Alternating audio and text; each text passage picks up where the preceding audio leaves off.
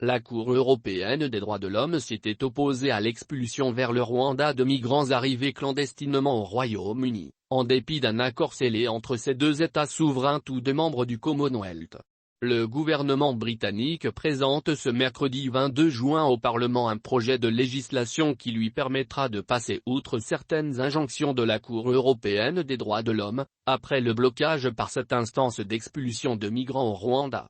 Juridiction du Conseil de l'Europe veillant au respect de la Convention européenne des droits de l'homme, la Cour s'était opposée à l'expulsion controversée vers le Rwanda de migrants arrivés clandestinement au Royaume-Uni, clouant au sol un avion spécialement affrété peu avant son décollage d'une base militaire anglaise le 14 juin.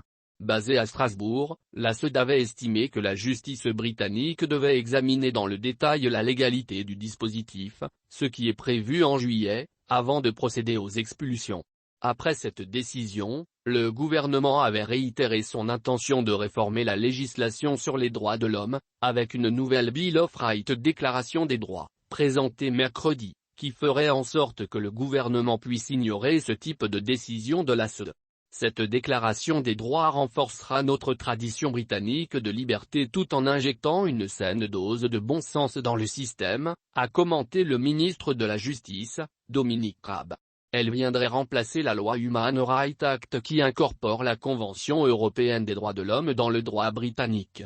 Elle prévoit aussi de faciliter l'expulsion de ressortissants étrangers condamnés en justice, en limitant leur possibilité de faire prévaloir leur droit à la vie familiale sur la sécurité publique. Ces réformes renforceront la liberté d'expression, nous permettront d'expulser plus de criminels étrangers et de mieux protéger le public contre de dangereux criminels, selon Dominic Raab. Interrogé sur Sky News, il a toutefois exclu de sortir le Royaume-Uni de la Cour européenne des droits de l'homme. Selon de nombreux sondages d'opinion, les Britanniques sont à une très large majorité favorables à la mise en œuvre de l'accord conclu avec le Rwanda. Celui-ci s'inscrit dans la volonté de Londres de reprendre le contrôle take-back control, c'est-à-dire reprendre son destin en main en jouissant pleinement de sa souveraineté. Souveraineté largement érodée ces dernières décennies du fait de son appartenance à l'Union européenne avant que le pays n'en sorte le 1er janvier 2021. C'est le fameux Brexit.